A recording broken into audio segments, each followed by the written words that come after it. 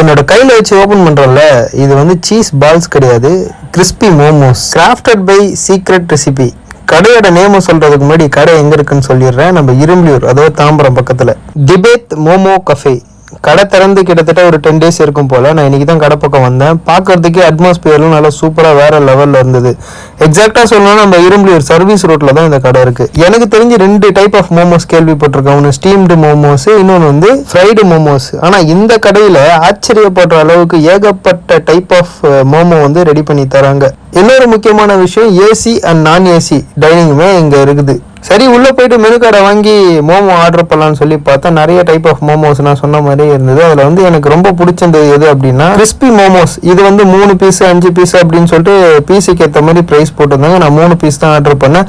இதோட ப்ரைஸ் வந்து 69 rupees. Crispy மோமோவை மயோனீஸில் tip பண்ணி சாப்பிட்டேன். டேஸ்ட் அல்டிமேட்டாக இருந்ததுங்க.